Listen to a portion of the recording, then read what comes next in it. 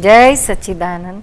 आप सबके अंदर विराजमान परमात्मा को अत्यंत भक्तिपूर्वक अभेद भाव से नमस्कार नमस्कार नमस्कार। आज हम आपके साथ कर्म के विज्ञान के बारे में कुछ और गुह्य बातें करेंगे। यह विज्ञान आंतरिक विज्ञान है, बाह्य विज्ञान नहीं है, इसलिए यह सिर्फ समझने की बात है, लॉजिकल है, साइंटिफिक है। जैसे जैसे आप इसको समझते जाओगे और अपने जीवन में उसको टैली करते जाओगे, अनुभव में लेते जाओगे, तो आपको उसकी वास्तविकता का परिचय होगा, पर्चा होगा, अनुभव होगा। कर्म दो प्रकार के बताएं आपको कि एक चार्ज कर्म, दूसरा डिस्चार्ज कर्म। स्थूल में होता है वो डिस्चार्ज कर्म है, वो सब दिख सकता है, 5 इंद्रियों से आप अनुभव कर सकते हैं। और सूक्ष्म में जो होता है वो चार्ज कर्म है, वह यह इंद्रिय ज्ञान से नहीं पहचाना जा सकता, वह अतीन्द्रिय ज्ञान से ही समझ में आता है। जैसे जैसे आप उसका अनुभव करते जाओगे वैसे वैसे ही आपको वह परफेक्ट ख्याल में आते जाएगा। कई बार आप अनुभव करते हैं वह वाकई में बस डिस्चार्ज कर्म का ही आपको अनुभव होता है। सूक्ष्म में जो होता है उसका पता आपको नहीं चलता है। बहुत बहुत जागृति में रहे उसको ही पता चलेगा किस तरह से भीतर में हम कर्म चार्ज करते हैं, कर्म को रक्षण देते हैं, किस तरह से हम गलती कर डालते हैं। कोई भी क्रिया होती है उसके पीछे हमारा जो ओपिनियन होता है, अभिप्राय होता है, वह अभिप्राय इसके पीछे बहुत काम करता है कर्म का चार्ज करने के लिए। फॉर एग्ज़ाम्पल, कोई लड़का अपने बाप के कहने में नहीं है, हमेशा बाप से उद्धताई से बर्तन करता है, आउटलाइन में है, पैसे बहुत उड़ाता है, बाप कहता है तो उल्टा ही करता है, काम धंधा पढ़ाई लिखाई कुछ नहीं करना है, सिर्फ बाप के पैसे को उड़ाने का, मजा करने का, ऐसा ही उसका काम है। अब ये सब बाप को बर्दाश्त तो नहीं होगा। तो जब बर्दाश्त नहीं होता है तो बाप बेटे पर बहुत क्रोधित होता है। जब क्रोधित होता है तो कई बार तो बहुत क्रोधित हो जाता है, छोटे छोटे कारण से भी क्रोधित होते हैं और बहुत बड़ा कारण हुआ तो भी क्रोधित होते हैं। हर पिता अपने बच्चों पर क्रोधित हो जाता ही है, ये बहुत सामान्य बात है। कई बार तो इतना क्रोधित हो जाते हैं पिता के अपने बेटे को उसकी धुलाई कर देते हैं, इतना क्रोध में आ जाते हैं, उसके बेकाबू हो जाते हैं। ये सब सारी धुलाई होने के बाद पिता का कोई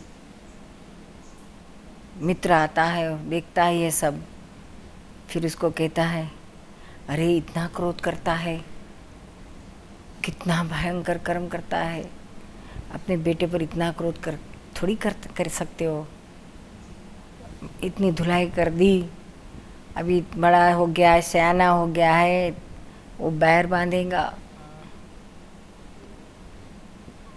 तो पिता अपने मित्र को क्या कहता है कि अरे छोड़ो, आपको क्या पता, ये लड़का यही नसीहत का है, मार खाएगा तभी सीधा होगा। ऐसा अगर क्रोध ना करूँ, गुस्सा ना करूँ तो ये और उल्टा चले जाएगा, उसको कोई ब्रेक ही नहीं मिलेगी। इसलिए मैं जो कुछ कर रहा हूँ बराबर ही करता हूँ, कुछ गलत नहीं है इसमें।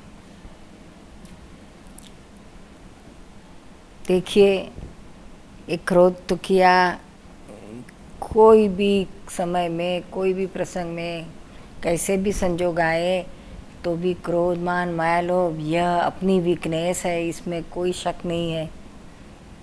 100% हमारी ही वीकनेस है, हमारी ही गलती है। पिता अपने बेटे पर बेकाबू हो जाता है क्रोध से, लेकिन जब कोई बताता है कि ये आप गलत कर रहे हैं तो ये अपनी गलती को कबूल करने के बजाय वह गलती का प्रोटेक्शन करता है, वह गलती को और प्रोत्साहित करता है। तो यह गलती जहाँ टूटने के बदले और तगड़ी होती है। देखो कैसी गलतियाँ खा जाते हैं। अपना ओपिनियन क्या रखा उसने, ये जो मैंने क्रोध किया बेटे पर वो बराबर ही किया। ओपिनियन उसका ये है कि क्रोध करना ही चाहिए। उसकी वजह अगर कोई पिता अपने बेटे के पर इतना गुस्सा होने के बाद अंदर पश्चाताप करता है, उसको लगता है कि मैंने बहुत बड़ी गलती की, ऐसा नहीं करना चाहिए, ये मेरी वीकनेस है, बेटे को खामखा मैंने इतना क्रोध कर दिया, इतनी धुलाई कर दी, तो यह अभिप्राय उसका बदला, उस अंदर पीछे पश्चाताप हुआ, तो दोनों पिताओं के कर्म चार्जिंग में फर्क हो जाता है।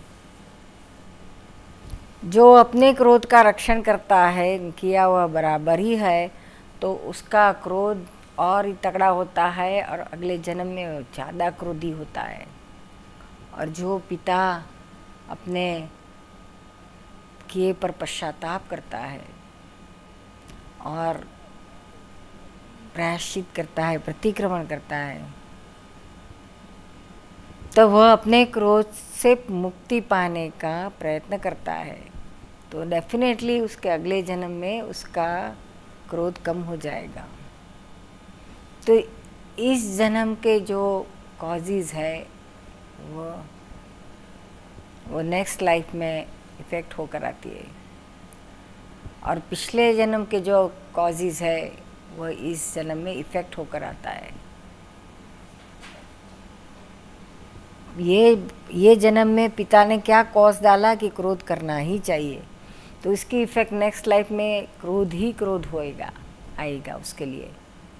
और जो पिता ये जन्म में कॉज डालता है कि नहीं नहीं ये गलत है, ऐसा नहीं करना चाहिए, तो नेक्स्ट लाइफ में उसका क्रोध नहीं होगा, इफ़ेक्ट में ये आकर खड़ा होगा। तो इस तरह से कॉज और इफ़ेक्ट एंड कॉज, ये साइकिल चलता है। लेकिन ये साइकिल चलने के पीछे हमारी भीतरी परिस्थिति पर बहुत अभिप्राय है। अभिप्राय से ही कॉज गिरते हैं। बुरे अभिप्राय रखो तो पाप जैसे कर्म के कॉज क्रिएट होते हैं, अच्छे रखो तो पुण्य के होते हैं। लेकिन आप इसमें से मुक्त नहीं हो सकते। मुक्त होने का रास्ता कुछ और ही है, वहाँ तो कॉज ही नहीं हो सकता है। तो यह क्रोध, मान, माया, लोभ, संसार में जो भी है, राग, द्वेष, यह सब इस जन्म में हम कुछ अनुभव करते हैं हमारे लाइफ में, वह पिछले जन्म के कॉज की इफ़ेक्ट्स है। और इसके पीछे अगर इस जन्म में हम कुछ पुरुषार्थ करें, इसमें से मुक्त होने के लिए हम पराक्रम करें, तो नेक्स्ट जन्म में हम ये कोई इफ़ेक्ट नहीं पाएंगे। इसी जन्म में कॉज उड़ा देंगे, नया कॉज नहीं हम क्रिएट करेंगे, और पिछली सारी इफ़ेक्ट पूरी हो जाएगी। तो यह पुरुषार्थ है, मुक्ति पाने का यही रास्ता है। क्रियाएं आप लाख करें, लेकिन यह भीतर के क्रोध, मान, माया, लोभ, राग, द्वेष अगर आपके ख़त्म नहीं होते हैं, तब तक आप सुख शांति भी नहीं पाते हो, मोक्ष भी नहीं पा सकते हो। तो यही एक रास्ता है जीवन में सुख शांति पाने का और मोक्ष को पाने का। तो ये अभिप्राय की बहुत कीमत है। आपके भीतर में क्या ओपिनियन है, क्या अभिप्राय है, वह बहुत बड़ा रोल करता है। उसके आधार से ही आपका सारा व्यवहार होता है। बहुत सालों के पहले की बात है, 80s में, अर्ली 80s की बात है। दादाजी के पास एक 25 साल का लड़का आया था। उसका बड़ा भाई उसको लेकर आया था। बड़ा भाई दादाजी का बहुत परम भगत था और ये छोटा अल्लड़ था, 25 साल का था। नई नई शादी हुई थी, छोटी सी बच्ची थी उसको। अभी ये लड़के को बहुत बड़ी मुसीबत आ गई। वो बहुत बड़े हीरे के व्यापार में वह नौकरी करता था। बहुत छोटी उम्र से वो हीरे घसने का ये सब कामकाज करता था।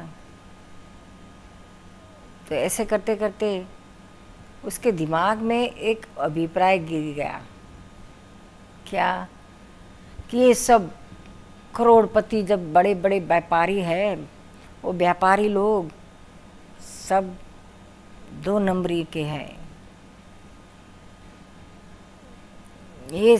ये सब छोटे व्यापारियों को, गरीब लोगों को उनका खून चूस कर बड़े हुए हैं। अभी मैं ऐसा करूँगा, मेरी अक्ल से ऐसा कुछ करूँगा कि सारे बड़े बड़े व्यापारियों को मैं रास्ते पे ले आऊँगा और छोटे व्यापारियों को, गरीब लोगों को मैं ऊपर ले आऊँगा। समाजवादी होगा कोई, अच्छा बात है, लेकिन उसका तरीका गलत था। उसने अपना दिमाग लड़ाया, लेकिन उल्टा लड़ाया, उल्टे रास्ते से गया। उसने जैसे उसके दिमाग में घुस गया कि ऐसा काला धोला सफ़ेद किए बगैर कुछ काम नहीं होता है। तो यही 2 नंबरी का ही काम करना चाहिए। कि उसने सब हीरे के व्यापारी को, ऐसा तो उसके बिजनेस के वजह से कांटेक्ट थे ही सब व्यापारी से।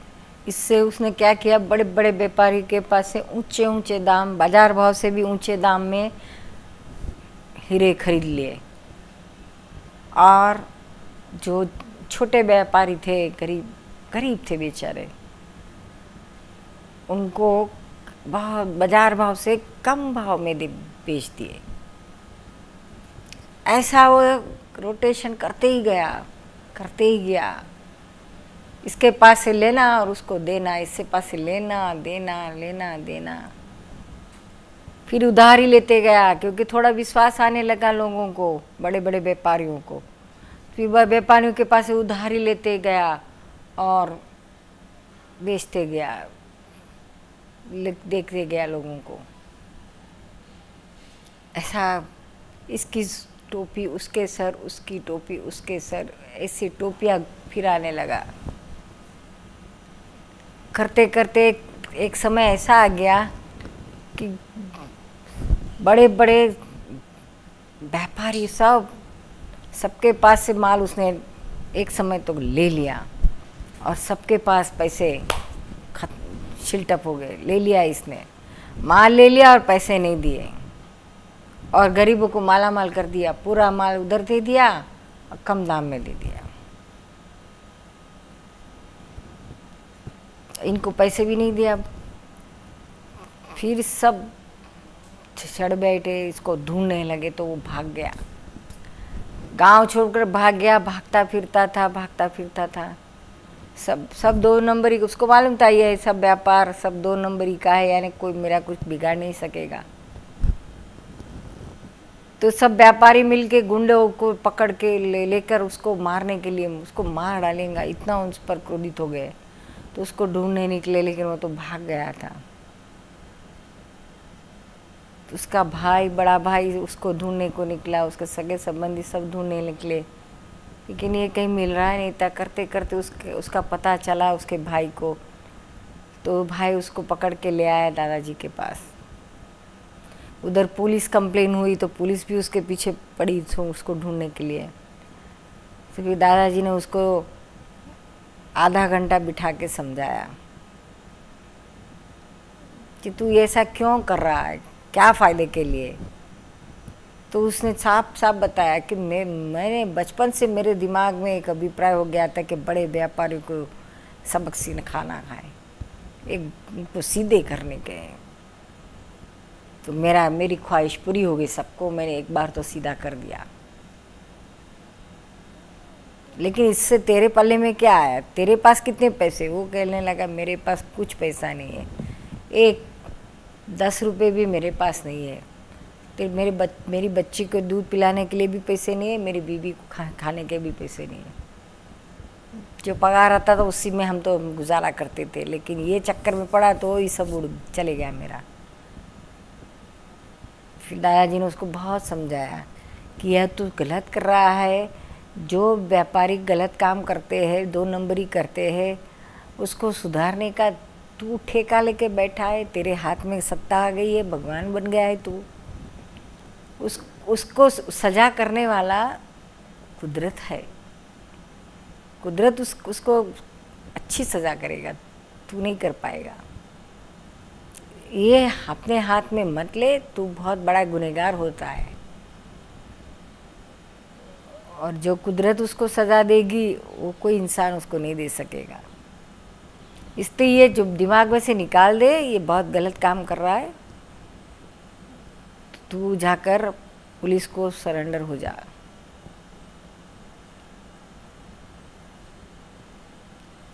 तो दादाजी के पास बैठा, उसने ये सब बातें समझी। फिर उसने कहा कि सारे जिन जिन व्यापारियों को तूने दगा दिया है, उन सब का दिल से प्रतिक्रमण कर। फिर उसने प्रतिक्रमण करना चालू कर दिया और खुद होके पुलिस के शरण में चले गया। फिर उस पर केस चला। सब व्यापारी लोग दादाजी के पास आए, कहने लगे कि आपने तो बहुत अच्छा काम किया, लेकिन हमारा पैसा तो गया। फिर दादाजी ने भी उनको बहुत झाटे से 2 नंबरी का काम काहे को करते, ऐसा कोई मिल जाएगा तुम्हारे को, ये नहीं मिलेगा तो कोई तुम्हारा ये सब पैसे, गलत पैसे को बाहर निकालने के वाला भी कोई मिलेगा। इसलिए गलत काम छोड़ दो और सीधे रास्ते से चलो, इसका नतीजा अच्छा नहीं आता है। तो व्यापारी में भी बहुत खुश हो गए।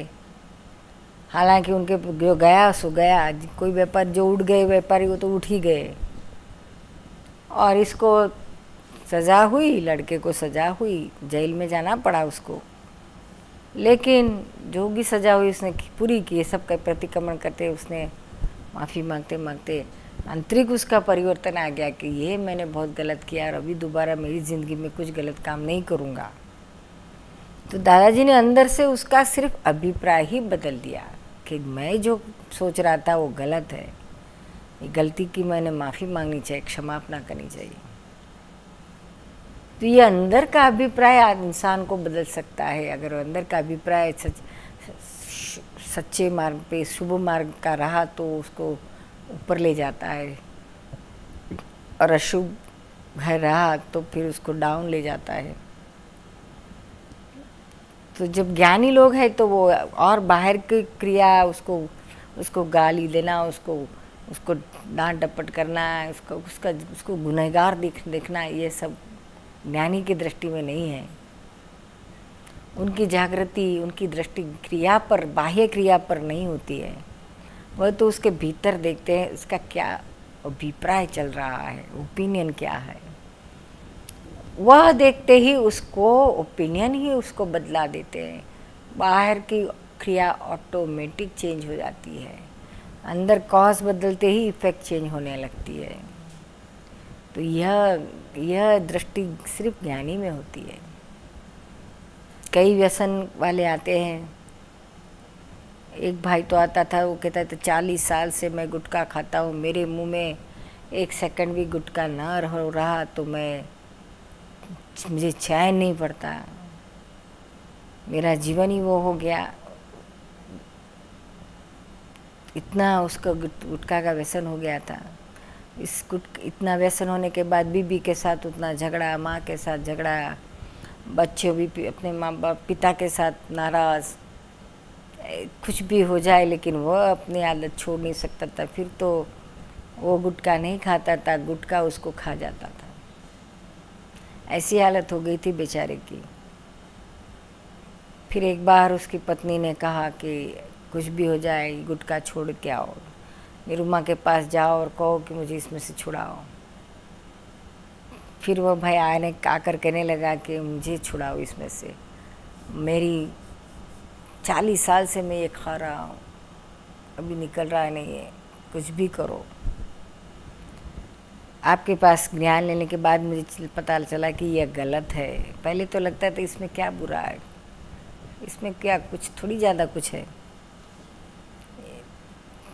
और पत्नी अगर गुस्सा करती थी कि गलत करते हो छोड़ दो, तो उस अंदर से उसका प्रोटेक्शन करता था कि इस क्या इतना बड़ा है, ये गुटखा कुछ थोड़ी बहुत बुरा व्यसन है, तम्बाकू खाना, ये तो मैं थोड़ी शराब पीता हूँ। इस तरह से अपने व्यसन का रक्षण करते थे, उसको खुराक देते थे, तो वह कभी जाती ही नहीं थी।